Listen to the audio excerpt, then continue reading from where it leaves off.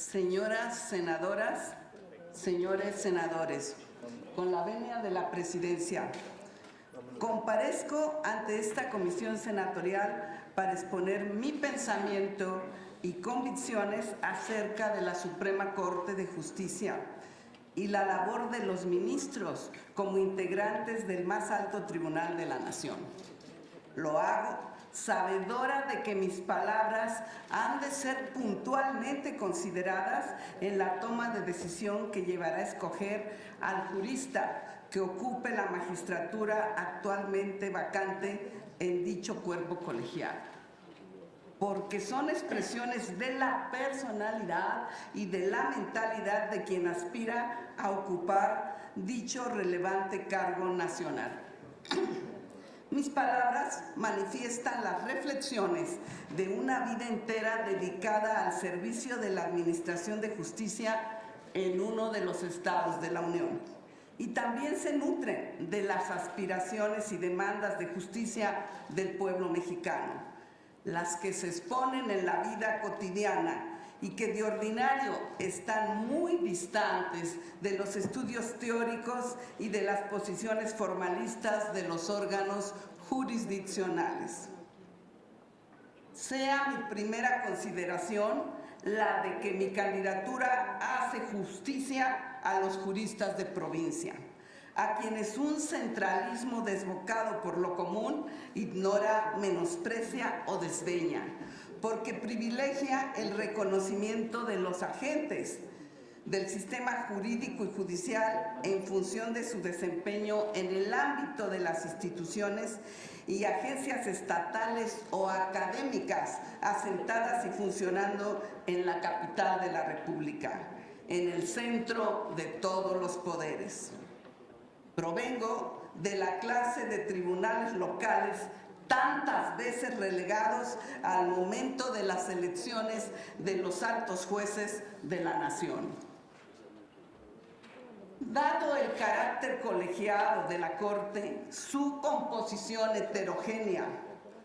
por cuanto vea la procedencia de las ministras y ministros, su ideología, su cultura y su saber, un nuevo ministro surgido de la judicatura local vendría a fortalecer con su experiencia y su visión la pluralidad que caracteriza a nuestra Suprema Corte de Justicia.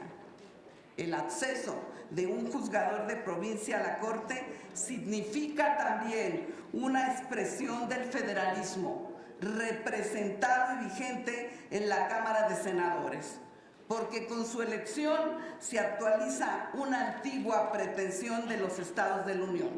de incorporar a sus mejores mujeres y hombres al supremo cargo de la Judicatura Nacional.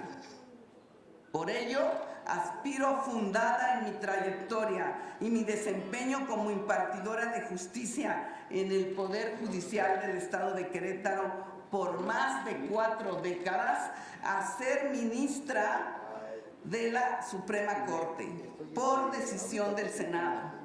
pues considero que para un juzgador no existe un honor y una responsabilidad más relevante y superior que la que la Constitución encomienda a los integrantes de ese cuerpo colegiado. Y también estimo que en esa respetable y definitoria instancia tendría la ocasión para expresar mi criterio, mis argumentos, mi postura respecto a los asuntos competencia de la Corte, con las bases y formación que el largo periplo como juez y magistrada local me han dotado, y con las ideas que en apretada síntesis paso a exponer. Ha transcurrido un siglo desde que la revolución se hiciera norma y programa en la Carta de Querétaro. En la sesión vespertina del 26 de enero de 1917, el diputado Heriberto Jara se pronunciaba con un testimonio acusatorio que legó a la posteridad contra la justicia venal, la justicia de las élites, la justicia al servicio de los poderosos. y siempre inaccesible a los pobres, a los desvalidos, a las clases mayoritarias del país. Pues bien, cuando apenas se han ido apagando los fastos celebraticios del centenario del primer código social del mundo, que elogiaba la panacea y las esperanzadoras letras de redención de los humildes, de los sin tierra, de los sin derechos, de los ignorantes y de los pobres, en cruda y lacerante contradicción se agravan aquí y allá los retrasos sociales que aquella Constitución pretendía cancelar. Ningún discurso tiene la virtud de demostrar que de la letra constitucional se ha transitado a su realización en los hechos sociales. Pues a cada paso, afuera de nuestros despachos, en el entorno cercano, no a uno distante y oculto, sino el que se descorre continuamente ante nuestros ojos, apenas se transita por las calles citadinas, en los barrios, por las colonias populares, por los pueblos de caminos polvorientos, que las promesas de la revolución, las de redención social de las masas, pero sobre todo las de una auténtica y genuina justicia pronta, rápida, expedita y gratuita, pues suenan muy bien como lemas de los libros de los doctrinarios, pero suenan terribles e irónicas para los que no tienen acceso a ella. Por ello, concibo que la Corte tiene un reto inmenso, pero acaso asequible, porque le atañe el compromiso de hacer que este angustioso panorama cambie para que como Supremo Tribunal de la República sea el crisol donde se plasmen los ideales justicieros y sus sentencias anuncien una nueva era de fe en los jueces que inspire y conduzca a una profunda renovación que ofrezca al país, a todos sus ciudadanos sin distinción, una garantía efectiva de justicia. En la actualidad, la percepción social respecto a la Corte es preocupante, porque expone su lejanía de las causas del pueblo, su elevado sitial, que dignifica y enaltece, también impone distancia y apartamiento. El ciudadano común no identifica a la Corte como un alto tribunal de la nación que sea la salvaguarda de sus derechos, sino como un ente ajeno y a veces insensible a las demandas de justicia de la sociedad. De ahí que la Corte deba asumir una postura más comprometida con la justicia del pueblo. Deba ejercer con mayor amplitud y cobertura su capacidad de atracción de las causas que afectan a las colectividades para deshacer entuertos y restaurar la justicia. Ha sonado la hora de descartar el molde y los criterios de la rancia justicia liberal individualista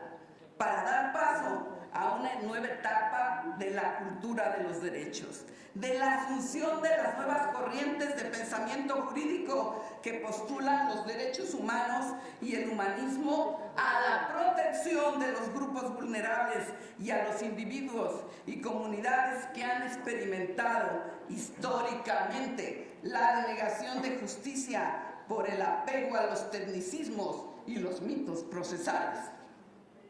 La Corte, abrevando en el reparto de nuevas atribuciones de las décadas recientes, se ha transformado de aquel plan que diseñó el constituyente de 17, y no me refiero a las imperiosas adecuaciones que reclama el ajuste a los cambios que experimenta la dinámica social para evitar la obsolescencia y la caducidad, sino al gigantismo consecuente a la adscripción de tareas y responsabilidades que no le son propias ni genuinas en tanto que institución encargada de impartir justicia. Una exigencia del federalismo judicial reside en restablecer su esencia original, en una ética republicana, y ante la ausencia e insuficiencia de recursos públicos para dar respuesta a la creciente demanda social de satisfactores de las demandas, necesidades básicas de la existencia, se impone adelgazar el gasto de la Corte y del Poder Judicial en general, no solamente eliminando lo superfluo e inconducente, sino con medidas más drásticas, como disminuyendo su crecida planta de funcionarios y empleados. Hay que reducir el presupuesto asignado al Poder Judicial, acotando sus dependencias y funciones estrictamente a lo judiciario. Como jurista formada en la universidad pública, creo en los valores permanentes y estructurales del Estado constitucional y social de derecho. En el Estado contemporáneo de Occidente es impensable un gobierno carente de límites, y precisamente la Constitución es la que tiene consignados con caracteres indelebles, producto de las luchas políticas y sociales, el principio toral de la libertad del hombre, del ciudadano, de la persona, para que el poder público no lo abarque todo. Porque aunque ley suprema del país, no está destinada a regir la vida de los particulares, y esa es su teleología. La otra gran divisa que orienta mi actuación es el esquema divisional del poder, como garantía institucional de la libertad, eje vital y excelente de la República. Separación funcional, pero con identidad de miras y propósitos, porque el gran cometido que todos los servidores de la nación tenemos es la búsqueda, cada uno en sus respectivas órbitas, para que la suma de esfuerzos y voluntades redunde en el único resultado que es mensurable y perceptible: el bien público. Y es en este vértice donde se ubica la misión que nuestro sistema constitucional ha confiado a la Corte. La última palabra en cuestiones judiciales y la lectura plausible de la Constitución. Y también aquí advierto que residen los retos en el inmediato devenir, porque ha de desarticularse el discurso de lo imaginario y de las ficciones para hacer justicia real, efectiva y traducible para todas las personas. Es imperativo en nuestra época de inéditos retos del sistema jurídico de transformación por la irrupción de nuevos estándares de justicia, recuperar los canales de control constitucional, la función de jueces supremos de la Unión en la era del cambio de paradigma constitucional con la reforma al artículo 1 de la Carta Magna, para que se abandone el criterio típico de aplicador del orden positivado, para dar cabida a la función de intérprete, de supremo decisor de las cuestiones del cambio profundo, para la defensa de los derechos humanos, de los derechos sociales y de los derechos de los grupos vulnerables. Para ello, es impostergable sustituir la postura legalista por una función justiciera, incluso apartándose de precedentes que son inadecuados para resolver los inéditos problemas de una sociedad pluralista y pluricultural. No solamente es pertinente la variación en el método y la orientación en la administración de justicia. El discurso institucional es una producción que expone con bastante certeza los atributos de su emisor. El de la Corte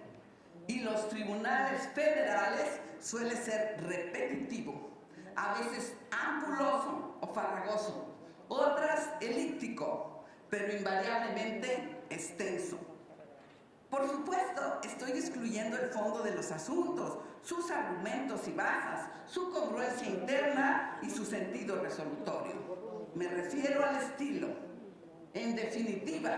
no queremos que se asocien las notas inadecuadas de esta literatura judicial a la suprema función de la justicia. Por otra parte, un efecto inaceptable de ese discurso judicial es que funciona como modelo para la Judicatura Nacional, que lo replica acríticamente con la sola autoridad de su fuente. Yo creo que es preciso dar un viraje radical en las formas, recuperar la sencillez, sin que ello implique caer en la simpleza, hacer resoluciones claras, cortas, sin redundancias, directas, sin rebuscamientos. Entiendo que el discurso judicial, jurídico, de suyo tiene graves lastres de comunicabilidad, porque es fundamentalmente, quieras o no, un lenguaje para juristas. Pero el cambio es encomiable y posible, y se puede mejorar mucho en este aspecto, porque la razonabilidad y la congruencia de las sentencias no están reñidas con la brevedad, la claridad y la precisión. Propongo que la Corte replantee la definición de la línea institucional del tiempo que hasta hoy se publicita con amplia difusión. No podemos ser herederos de épocas aciagas, en que la Corte se asumía como una instancia legitimadora de la obra presidencial, como un espacio privilegiado que servía de asilo a los políticos descartados. Un tribunal que ejercía el silencio pusilánime ante las atrocidades de los crímenes y las iniquidades de los dictadores. No pretendo adscribirme a una lista de ministros de tapas oscuras de complicidad con la corrupción y los abusos de poder. Todos los funcionarios somos guardianes de la Constitución. Esta a ninguno le adjudica en exclusiva su defensa, su custodia. El reparto de las funciones del poder soberano es la mejor garantía de la observancia de la Constitución. Si a la Corte le corresponde pronunciarse sobre la constitucionalidad de un acto de cualquiera de los agentes del poder público, eso no le confiere supremacía o preponderancia alguna. Nadie sobre la Constitución. Que a la Corte le toque definir el apego a la ley fundamental del país es solamente una de las facetas de defensa de la Constitución. Que lo mismo compete al juez menor, al presidente municipal que al gobernador o al fiscal general de la República. Hay que hacer cesar todo acto de propaganda, de autoensalzamiento de la Corte en el sentido apuntado. Y que sean los ciudadanos los que valoren y juzguen su desempeño, su mérito y su contribución al sostenimiento del Estado de Derecho y los fines temporales del Estado mexicano. Mi compromiso es con la justicia para el pueblo, con la renovada fe en los antiguos y esenciales valores de la persona, de su dignidad. Mi compromiso es con una reforma de la justicia para que accedan a ella todos los que la demanden, sin cortapisas ni pretextos. Una justicia sin adjetivos, no sacada de los anaqueles de los doctrinarios. Una justicia que contribuya a que la sociedad mexicana viva en paz, armonía y libertad. Señoras y señores senadores, integrantes de la Comisión de Justicia, he manifestado con respeto mis planteamientos acerca de la Corte y sus ministros, su misión y sus responsabilidades, y también sobre la oportunidad de imprimir un giro a su quehacer para restituirle su función primigenia bajo la órbita del federalismo judicial. Espero su decisión, confiada en que será justamente evaluado mi perfil y tomadas en consideración mis reflexiones, las que no son sino el resultado de una dilatada y enriquecedora experiencia en la tarea de impartir justicia en uno de los estados de la Unión, sitio predilecto de la patria y cuna de la Constitución. Muchas gracias.